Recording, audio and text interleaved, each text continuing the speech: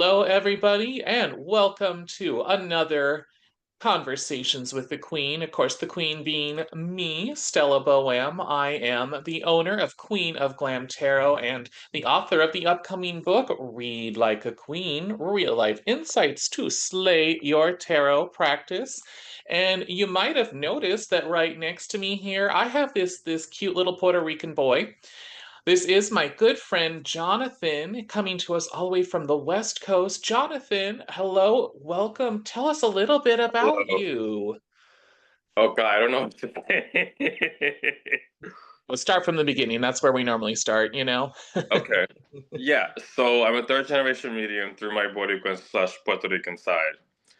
And growing up, my mother always had tarot cards in the house, and she kept them hidden in the cloth, like you read about. It wasn't, I don't know if it was a cloth or what, but whenever she would go out, I would like sneak and like kind of play with them. And I would also like kind of hide off to the side when she would give her friends readings. Finally, years later, she's passed away for a few years already by this time.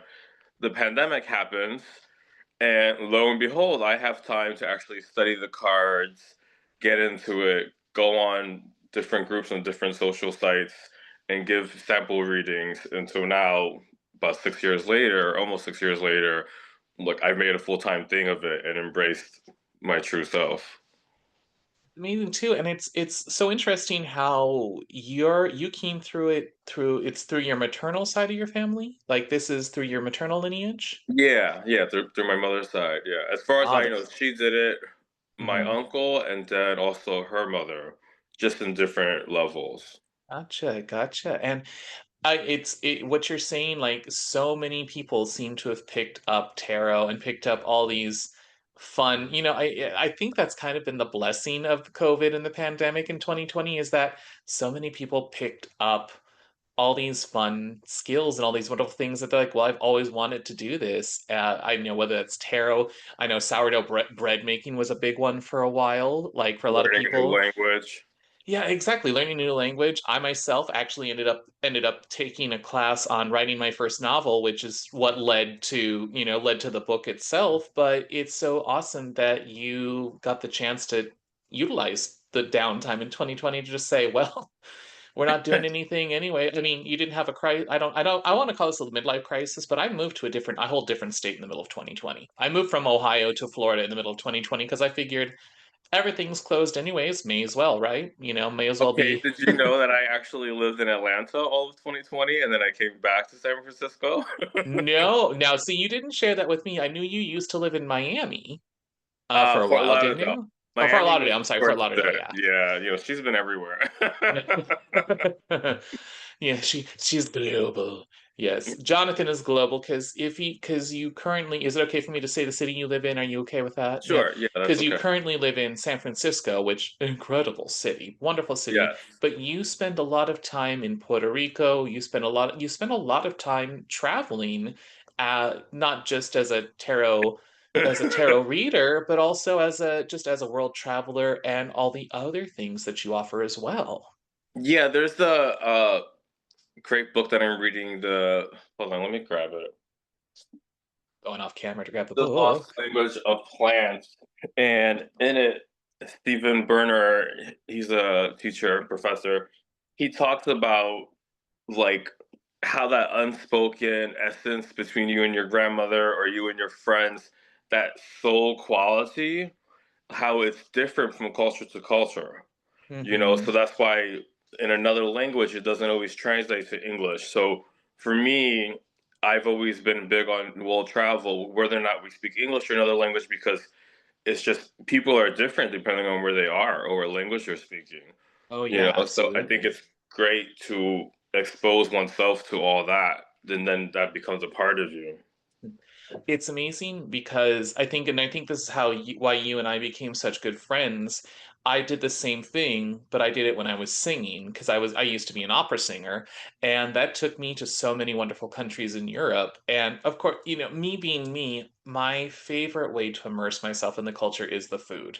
So take me to where the locals eat, take me to the place where I can get the most unique local offering that I may not Oh, be able to find anywhere else. And that is such a great way, I think, to immerse in culture and just to experience culture. Well, that's actually funny you say that. I You may have mentioned that you are trained in opera before, Hmm. but or traveled in opera. I used to want to do a meetup group. I don't know if people still do those, but I used to want to start one where we would travel the world, going to opera houses around the world because I just for some reason it just made sense to me. Mm. There's actually a lot of travel companies that specialize in that. That all you Okay. do is just, yeah, so but we'll share that information offline. Let's get back to tarot. You kind of mentioned this, but 2020 happened. Like what really got you to say, you know what, it's time for me to immerse myself into the world of tarot. When was that moment? Like what really drew you to it? Yeah, so it was a couple times. So 2016, I lived in Florida, yeah, another Mm-hmm. state, for a Yep. little bit. And I was actually already doing Oracle, during Virtue, those types of cards Yeah. for both my partner at the time and then neighbors. No one ever said I was wrong, but I kind of was just more light and fun about it.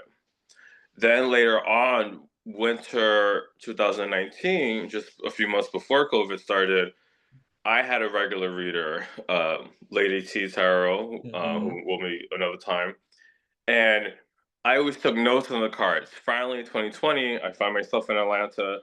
There was an extra room in that house that I would use for readings, Mm-hmm. and it was just like, okay, well, I have all the time in the world. Let me like fully dive into this. And I think, especially since my mom did it and I saw her do it, I always knew. Look, I always had a vested interest. It was Mm-hmm. just a matter of like the time to really study. And for the people at home, you are a full-time tarot reader. This is your bread and This butter in is your my full career. time thing. I've been dog walking, dog sitting forever, so I still dog sit part time. And later, when we go into like socials and all that, you'll see that Mhm. if I'm doing a dog sit, like I'll throw them in online or like I'll post them in a video. I'll be like, oh, um, Madison picked these cards. The clients love it. I think it's fun to have animals. It's really grounding. Yeah. What makes you unique as a reader, Jonathan? What if I were to come to you, what would set you apart? Like what sets you apart from everybody else? I don't think. Because you I don't don't. just do tarot reading, you also weave other services in with tarot as well, correct? I do, and so I like to boast that I think I've done over 1,000 readings or something now. I don't even keep Hmm. a track anymore. And what happened was about a year and a half into reading, it was about a death or something, which now I tell people I don't read on death anymore. And I just so happened to channel the spirit, very Hmm. Oda Brown, very ghost. And ever since then, now I can do it on purpose. Yeah, So right. in I feel like there comes a point in tarot where you do it so much that it starts to bring out, prayfully brings out other abilities in you, and that's what it's done for me. Oh, absolutely. I think one thing that I've enjoy about tarot is that tarot, I mean, for some people it's truly reflective. It can be a great coaching tool and a great reflection of just what you need to know at the moment, but it can also open up your mind to other things. So, you're a channeler, you can channel ancestral spirits, I believe, yes. Yes, it could Yeah. be an ancestor or ancestral in Spanish Hmm. or a friend. I've even channeled pets. And Yeah. for me, I Excuse think me. because I've done it so many times now, I've learned, okay, just I just asked the client, Mhm. you know, Yeah. tell me how they transitioned because one of the clears is clear sentient. So Mhm. even though they're not in the living and they're in spiritual now, in spirit now, I'm still going to pick up the last way they felt. So I Yeah. like to ask questions like that now, but it takes practice to realize that you should be Mhm. doing these things. Right. And like for me, that's when I learned being a tarot reader. That's when I learned I was claircognizant, which you say clairsentient, which is the ability to feel. It's called clear feeling, I believe, is the translation. I'm claircognizant, which That's when you explains get like a how. heads up, right? Like Yeah, foresight. it's basically the way I describe it is I tell people I just know things that that I really there's I just seem to know things that I can pick up really quickly, like, why do I know this about you? And that's just how my senses work. Some people, are clairvoyant. They can see things beyond normal means with their eyes. So, it's Yeah. actually something I touch upon here in the book itself. We do cover a little bit about the clair senses and what that means. So it's interesting how the tarot became the catalyst to awakening other talents that you have. Now, are you known for like a specialty topic? Like are you like so like for me personally, I'm really good at obstacles. I'm really if you're sitting down with me in a reading, you're like, well, this is where I want to be and this is where I am first thing, I'm gonna figure out like, well, I see all these obstacles in the way. Let's figure out a way through it. Is there a specialty or a topic that you're known for? I can't. I want to emphasize the medium part of me. I think Yeah. because that's where I want to go more. Hmm. I think that's what I want to be known for. Like the cards are great, and I love all the the different images depending on the deck. Hmm. But I think that's what I want to be known for is channeling. But I think just in general, why people come back to me is I'm not here for fluff. I don't twist anyone's arm. I'm never gonna lie. I keep Hmm. everything. I'm a native New Yorker, so I keep everything like 100, and I think people really appreciate that. And this Yeah. is in any job that I do, but especially it being a family gift, I like hold it to such a high standard that if I ever feel some kind of way, I'm either gonna keep the reading going or just cut it. Yeah. So I think it's just better to be sincere with people, and that's part of why on certain social sites I waited so long before going live and all that because I knew there were other people and I wanted to be grounded enough that no, I'm doing this and I'm not worried about other people, but also how they're doing it. It's like I'm gonna do Yeah. it, and you stay. Yeah, absolutely. Absolutely. And I think what you said is so valid in that you hold yourself to a high standard, which is I think a lot of people who are new to tarot or new to receiving a tarot reading and might be a little gun shy about investing in a tarot reader or a tarot session, or I call them sessions just because that's what they feel like to me. They're not just readings, they're full on, they are full on sessions with me. Your gut will know when somebody is trying to scam you, but it will also know when somebody is legit and has that high standard, and I think that's the something that I like to tell everybody who picks up a tarot deck. Intuition is a universal thing. Intuition is not just a gift for like you, me, other people, that read tarot cards. We all have intuition. We all had to develop that intuition because that's part of who we are. Yeah, like you even use I imagine. I mean, for me, I know like when I go tarot card shopping, at least in Hmm. person, I even use my intuition for that. There's the Yeah. whole test, which I think we did the same Hay House course, right? And I learned that Yeah. there's a whole like different tests you can do, like lean forward, lean back, pass your hand Hmm. around the cards, and before I used to be like, "Oh, these cards are pretty." Now I'm almost like, "How am I feeling with these cards?" Yeah, absolutely. Absolutely. So just total sidebar here. I'll share this with you. I used to do a thing at one of my tarot gigs when I was in between people where I would shuffle the cards and I would put my hand over it and I would say, okay, if you're upright, you're warm. If you're reversed or upside down, you're cold. And I used to test my intuition and I would say, okay, it feels warm, and I would check, are you upright? And that was one way I actually used to develop my intuition just on an easy level when I had some downtime. And I would say, Nice. and yeah, so and yeah, I thank you for mentioning that because we are both certified through Hay House. We're both certified tarot card readers through Hay House, which We are. it wasn't the investment, but very wonderful information and very wonderful experience gleaned. And I think what I enjoyed about it is you had to do so many readings from one card all the way up to like 24 card readings. So many. Now let's pivot just a little bit to the actual card you wrote on. Which card did you choose to write for I the read by the Queen? I chose the strength card. Yeah, what inspired you to contribute on strength? What inspired you to choose that card? I think I've had so much change, some of it my own choice, some of it not in my life. And my mother was a Leo, and Mm, I know that's card number 8, the yep. strength card in the tarot, and it just of all the cards, and that I could think of through the believe major arcana, it just at the time at least it just resonated the most a year or so ago when I wrote this testimonial, and I think it still does because it kind of like it always feels so grounding in a reading when I put out the strength card Hmm. because it should be more like perseverance. It's not just strength. It's like Yeah. wherewithal. I feel like there's so much to that card. Yeah, I think what I think a lot of people will discover with tarot, and I'm discovering this as I interview, all these wonderful contributors to the book, is that the cards do have a nuance to them that you have what you can experience on the very surface of it all, but the word I used to use for a lot of people was resilience.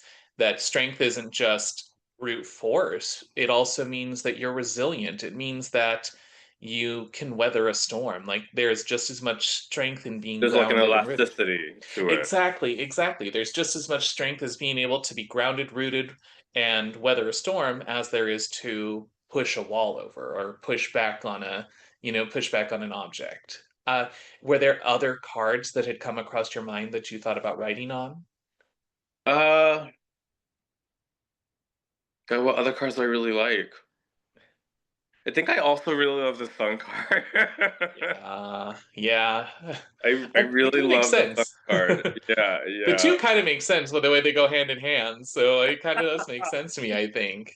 Yeah, They do. sun, Well, sun. also the Sun card is number 19, and my birthday is the 19th. I Yeah, also have the Taino Sun on yeah. my chest, and yeah, I think that card, especially because it's funny. I have a Puerto Rican deck here, um, Secrets of Paradise, I think, and number 19 in that card has the Gouet, the Taino Soul. Can I show it? Is that okay That's fine. Yeah, yeah. for reference? This is, So I say, this isn't this. I mark this as not appropriate for kids, so it's fine if you okay, want to show cool. it. Yeah. Yeah, I show this, and when I got it done, it like I was like, wow, not only is it my birthday, but I feel like it's like now I'm like even to a higher standard, like Mm. constantly. So I think Yeah. that's the other card that I've been thinking about a lot. Is the Sun card. Awesome. Yeah, I love that, and I do love the tightness, and I actually think I own that exact same deck. I don't use it as much, because I love the Hay House decks. I love the artwork, but some of them are so big that they're even big for my hands that I'm like, oh, I'm getting a cramp. I'm getting a cramp.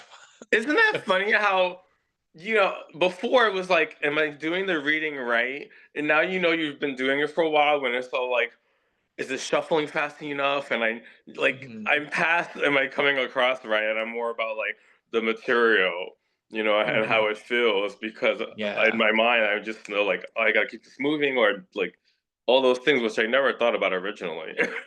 Yeah, yeah, it's amazing how as your skill grows, some of the funniest things start to start to take shape in how you utilize like what's your favorite deck and all of that. Like I have one deck that I love and I love the artwork, but it's a thicker card stock, so it's a little harder to bend, but it's one of those finishes where it's so shiny, it creates static and so it can get sticky.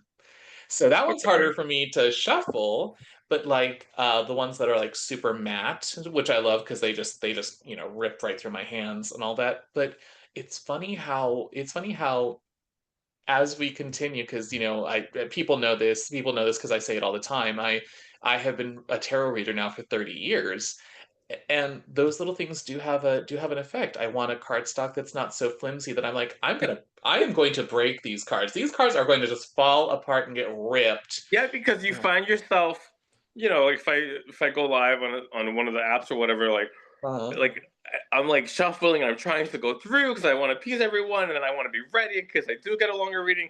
And I'll be there and it's like, "Ugh." And I'm like, Right. all of a sudden, I'm the chiropractor for my tarot cards. And next thing you know, I am the strength card trying to shuffle these cards. Yeah. Nice. Well, I do want to read a little excerpt from the book itself. So Okay. yeah, yeah, because and this is the first time you're gonna see this. So yeah, this is exciting. Oop, I just dropped my. That's fine. I just dropped my bookmark. I'll pick it up later. But oh, I am about to drop this book too. Okay, gotta calm myself. Bring it underneath. Calm myself here. So yep. So here's the strength card itself, and first off, it's gorgeous. The book itself is absolutely gorgeous. Red Feather did such a I wonderful can't job. wait to own one. You were, And then here is yours. Here is your little entry here. Living Tarot Strength with Jonathan. oh my Uh, god, I love it. yeah, and here's a little snippet. Here's a little snippet of the entry that Jonathan wrote on strength. This is the story of Jonathan and his connection to tarot. For years, he knew that he was empathic, but he didn't know how to explain what he was feeling. Growing up, when he saw ghosts/spirits, family members told him it was nothing. Years later, he would realize that they were trying to protect him from his gift. The tarot and spiritual aspects of Santeria and Afro Caribbean religion were always in the house growing up. He knew that his mom and uncle could read and channel, but he wasn't allowed to play with cards or ask anything about anything spiritual.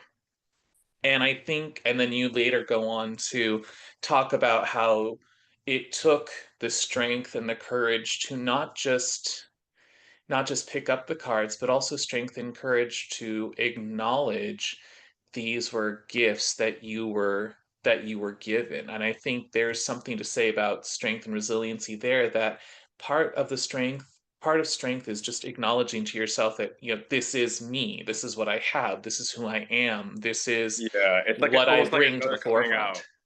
Exactly. It's like, it's kind of like, I tell people I came out 3 times. I've come out 3 times in my life. Once as a gay man, once as a drag queen, and then once as a tarot reader. And there is like Okay, yeah. that Same. that Puerto often Rican, gay, Taino, carrier, turned medium. right. And I right feel there with like you.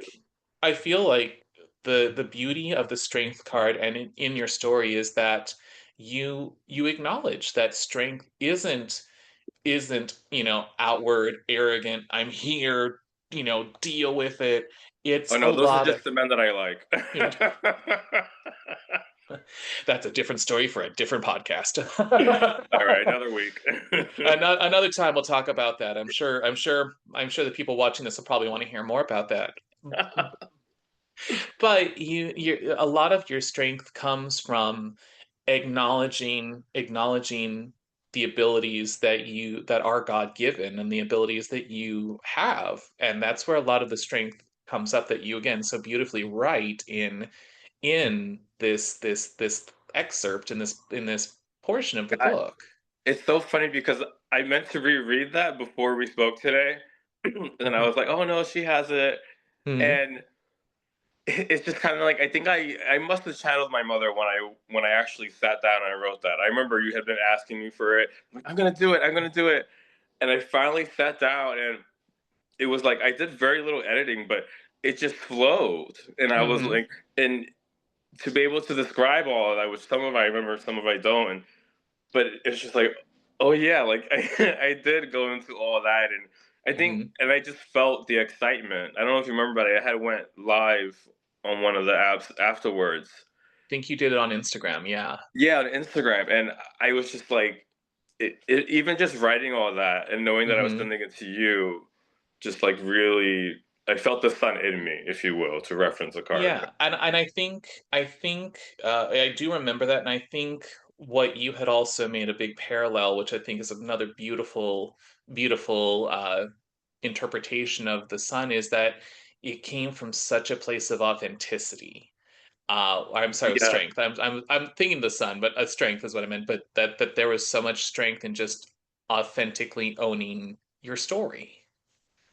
So yeah, awesome. I And it's just so good. It's so wonderful. It's so good. And truth be told, speaking of strength, let's see the nails. Let's see the nails. I see you. I oh see my you. god! All Yeah, let's right, see the so nails.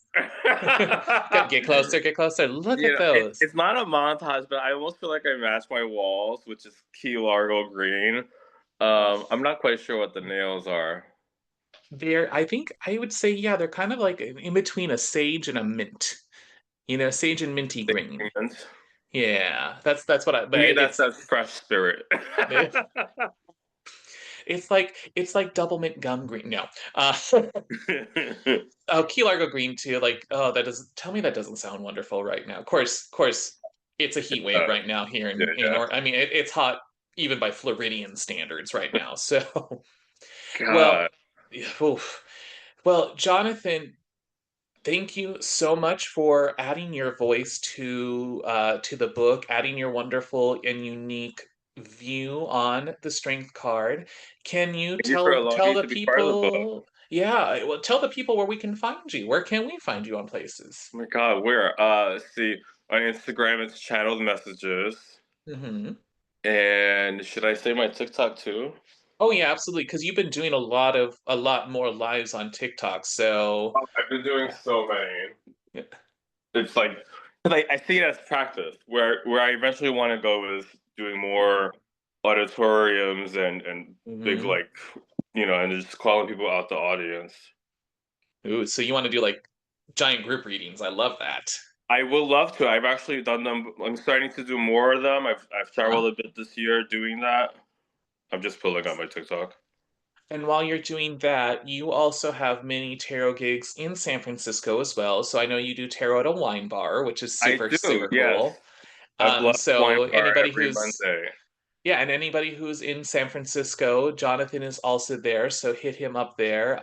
Let's do this. Just in the interest of time, I will make sure to tag your TikTok as well in Okay. the YouTube so that people can give you a follow. Okay. And tune in on your TikTok lives because I've tuned in a couple times too. They're really fun. They're really relaxed, And I and always say yet hi to you. Here, let me tell you what it is really quick. So it's at channeled messages 19 on TikTok. at Channel Messages 19 on TikTok and then Channel Messages on Instagram. Of course, you Yes. can find me on Instagram, Queen of Glam Tarot, and you can also see my website, queenofglamtarot.com. Please, please, please pre-order your copy of Read Like a Queen, Real Life Insights to Slay Your Tarot Practice. It is available for pre-order now wherever books are sold, and it will come out officially in September. Jonathan, Can I anything? add really quick? Yeah, go ahead. I mean, okay, I'm also excited to be part of the book, but I just want to say I'm really proud of you too for finishing and publishing it and getting this out. I remember we were communicating the whole time and you were Hmm. doing it and you would update me. So I want to say I'm really proud of you and congratulations. Thank you so much. And Jonathan, in our last few minutes here, is there any advice that you would like our viewers to know about working with the strength card? Is there anything you would like for them to know? I think, if working, that's a good question. God, that caught me off guard. Uh, as I stare at here from the anime tarot deck, I think if you want can sit and really transfix on your strength card, I think it's a good reminder that we can't always control our experience, but we can have the strength and just wherewithal to realize how to react.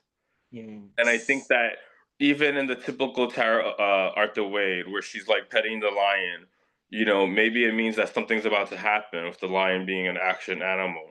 But Hmm. it's the strength to know how do I respond to this. That's why I love that card. There's so many different ways to look at it. Absolutely, absolutely. And thank you so much again, Jonathan. And everybody, thank you so much for tuning in. We will see you on the next time we have another conversation with the Queen. Bye, everybody. Bye.